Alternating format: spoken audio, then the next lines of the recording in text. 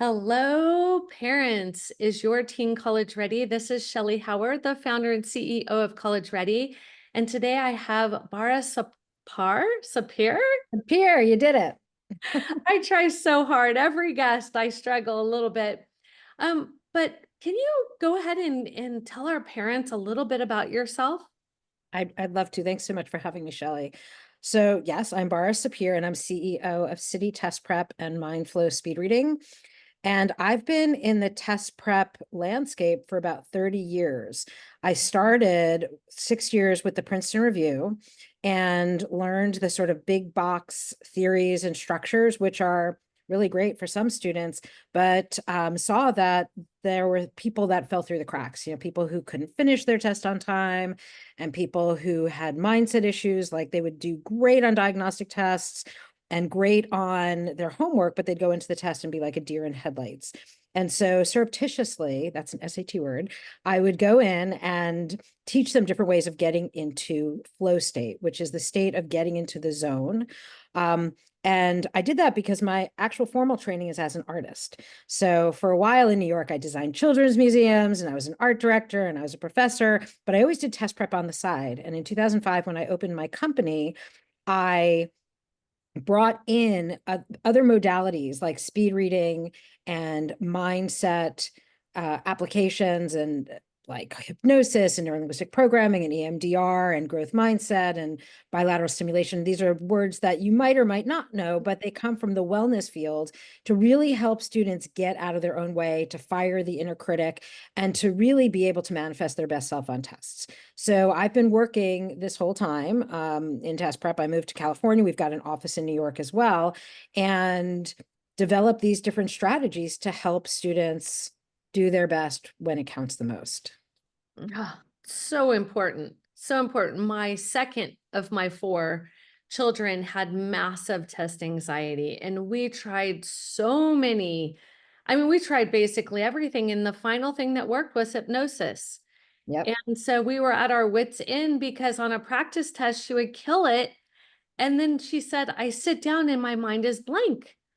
And it's hard from a parent's point of view, like, really? Because is that even possible? And we put her through hypnosis. She ended up scoring well enough to get into her dream school.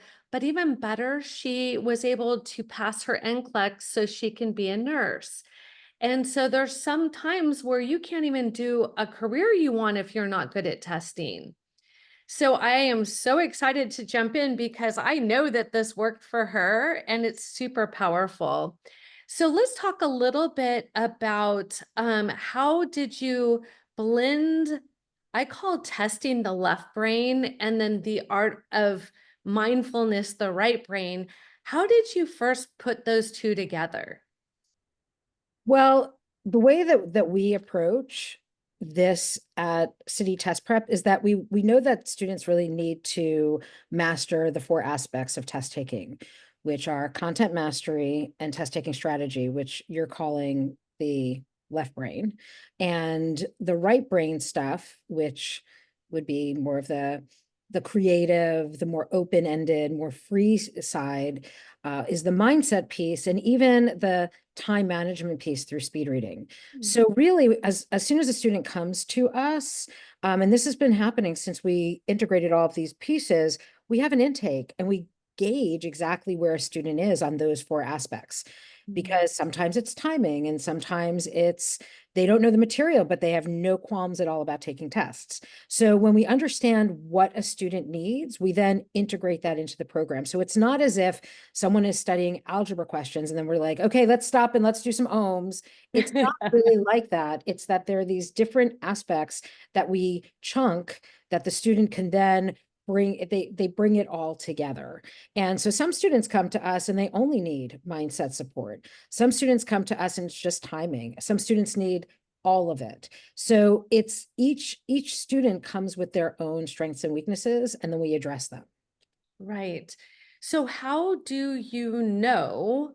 Do you have them do a diagnostic test? How do you uncover what the challenge is for that particular child? So we have them take a diagnostic test, or if they've already taken a diagnostic, or if they've taken a real test, we can have access to the actual questions and their answers and the correct answers, we can then look and see, okay, what kind of patterns are here? Are there any patterns here? Sometimes a student will always get number 5 wrong. That's a pattern, even though it's weird, right? Like it's strange that at that point on the test, they just have some sort of meltdown, right? It's kind of a timing issue. So we look at that. They can self-diagnose whether they have feelings about taking the test. They kind of know, like, well, I'm kind of nervous all the time, or I'm nervous on math questions, or I don't sleep the night before. So we give them a battery of questions in our intake, and then we also assess what their reading speed is. So this is just a really straightforward process to find out who they are and what they're about. And then we pair them with the right tutor, and then I or a coach will work with them on the mindset piece of this. Yeah, so it's really custom and individual is what I'm hearing. Yeah, that winds up being the most efficient method to really move through test prep. I think that the big box companies are great when you've got time, or you've got like they're more economical in some ways, but to fine tune your efforts, often it's getting that customized approach. It's kind of like you can go to a gym and take a class, or you can go to the gym, you could take a class and work with a trainer on some of the areas that you really want to develop. Is it strength? Is it flexibility? Is it endurance? What is it that you're wanting to get? It's very similar to that. It makes so much sense. And it's interesting because at College Ready, everything we do is custom. Mhm. And I talk to parents all the time and I say, how does your student learn? Do they like to see it, hear it, touch it? Like, what is that? Because if you're not aligning, they're not going to absorb it. And so it's great. I've never met somebody like yourself. So this is wonderful, that I can now offer this to my clients who are struggling. When they have a super high GPA and a low test score, that's a red flag. Something is not lining up. Either it's, great inflation, which I hope that's not the case, or it's something is not happening for the testing. And that's how as the first person who sees that outage, I'm like, that doesn't make sense to me at all. And so it's wonderful. So what does it look like? A student comes in and they're like, "Hey, I have straight A's, but my test scores are not great." What would that look like? You said they do an intake form. And then from there, what would happen? So we also have the diagnostics, right? We also have the diagnostic material.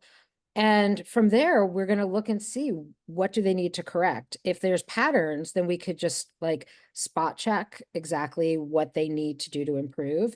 If they got lucky, we want to also know, are they guessing on questions? We also want to know how they answer questions, not just that they get something right or wrong. So we really get into the weeds with what they need, and then we develop basically an individualized education platform for them to learn that material. We set them up with a tutor, and the tutor goes through the material. And depending on partially learning styles, which is what you mentioned before, and personality, like we get a sense of who would be a good fit for them.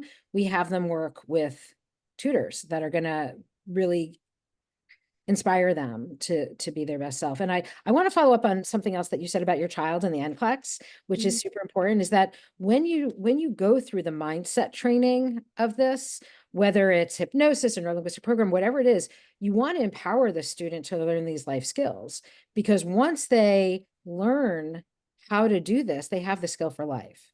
Right. It's Mhm. kind of like learning to ride a bicycle. Like I haven't ridden a bicycle, I don't know, in 5 years, but I have no qualms. I can get back on a bicycle and do it. At first, it might be like, oh, and then all of a sudden I can ride and it's no problem. So you're not really going back every time you've got this kind of anxiety, but anxiety shows up in performance for many people. And unless you nip it in the bud, it will get worse and worse. I've worked with students that are taking the medical boards for like anesthesia, and they just never dealt with their anxiety, and all of a sudden they've come to the end of that road. They can't actually perform on the test, even though they're masters at being that level of doctor. So once you learn it and you understand how your mind works and how to get out of your own way, then like your child in taking the NCLEX, they're going to continue to be able to do this if they continue to use those skill sets. For somebody who's not familiar with hypnosis or mindset, could you maybe simplify it or make it more tangible than out in the universe? Sure. So I'll give you a little bit of a scientific but very user-friendly way of thinking about it, and then maybe I'll give you a sample. So the way that our mind works is that we've got our conscious mind and we've got our unconscious mind. And our conscious mind is very deliberate, and it's how we choose to engage, and we know what we're doing, and we're really self-aware. The unconscious part of our mind is the part that handles, for example, breathing and our heart beating. We don't have to think about breathing. We don't have to think about, oh, I better make sure my heart is beating. Those things are happening automatically in the background. It's sort of the hardware of your body. So when you're doing hypnosis, what you're doing is you're passing over something called the critical faculty. It's the part of your mind that protects the unconscious mind. The unconscious mind is what you want. It's making sure that you're safe. It's making sure that you're doing the things that you want to do. So hypnosis is a state of trance that you get into. It's just a highly relaxed and focused state. So the way that I would describe it is, for example, if you are in a movie theater and someone sits down next to you, or even at home and someone sits down next to you, and you don't notice that they sat down, and then all of a sudden you realize that they were there, it means that you were just really living in that zone, that unconscious zone. And as soon as you realize they were there, it's like, wait, when did that happen? Like, this has happened to me even taking the subway or taking the BART. It's like, wait, when did we pass all of those stops? I was just so highly focused that I knew, like, I just kind of got back into gear to see where I was. So late at night, this can happen. You can be watching television and see a vacuum commercial and say, oh my gosh, I need that vacuum. It means that you're highly suggestible at that moment. So when you're highly suggestible, you might not want to buy the vacuum, but you do want to basically input information that you want to have happen, which is how people lose weight, stop smoking, all of these things that are habits that we feel are ingrained, and they might be, but you can actually bump out of it if what you really want is to make those changes. So it's different than willpower, which is a very conscious action. This is actually shifting the unconscious belief systems to move in the direction that you want to go in. And, many people will say to me, well, does that mean I'll be like a chicken? Like, am I going to like run around and cluck? And it's, if you want to do that, we can do that, but it's much more effective and efficient, like economical, to like do something that you really want to change. But you can go to a lot of stage hypnotists, and that's what you see on stage, is them breaking down that critical faculty so that people feel at ease. They feel like it's just a simple transition to do the thing that the hypnotist is asking. So Mhm. does that clarify, you think? Yes, yes. I just remember when somebody first brought it to my attention that that was an option. I'm like, what are they going to do to her? And well, are they going to manipulate her brain? Or, it was so different that I thought maybe there's other people who are listening that are like, wow, that sounds great, but I really don't know enough about it. And I, want to do some more homework. So that's fascinating. Let's move over to the speed reading, because this is huge. I know when my children were going through high school, I sought out a speed reader and I put them both in a program. And people are like, why are you doing that? They're straight A students. And I said, because now they can enjoy life and not have to spend so much time studying. And they thought, what? And so it wasn't that they were a bad reader. It wasn't that at all. So can maybe you talk a little bit about the speed reading side of things, why you started adding it, the benefit, that part? Well, I think you nailed it, actually. If you take, there's two things you can do. You can actually time yourself for a minute, take a book or a newspaper, magazine, and see how many words you read. There's an easy way to count it, but for brevity's sake, just count the words, right?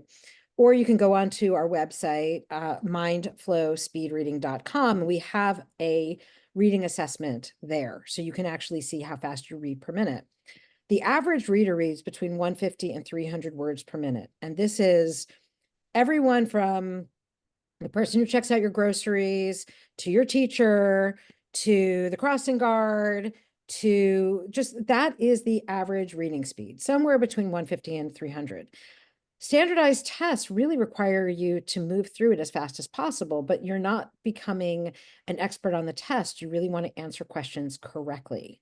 So you don't want to spend so much time really understanding verbatim and all the intricacies or take notes. You really want to understand, what is this about? What is the main idea? Where do I find the information when I need to find it? It's like if you had a final exam, you wouldn't take the book and start reading. Like if you had 5 minutes before the teacher came in and started the exam, you'd probably read through the table of contents. You might flip through a couple of the sections. So it just gives you a sense of ownership. Now, that being said, when you practice it enough, you can read up to, say, 1,000 words a minute, but most people do not need that. Most people that are taking the SATs and ACTs, if you could even bump it up to 400 to 500 words per minute, it means you can read at the same level of comprehension that you're reading at 150 to 300, but you have all that extra time to really grok the questions and figure out what with reading comp, it's the least wrong answer, right? You really could figure out what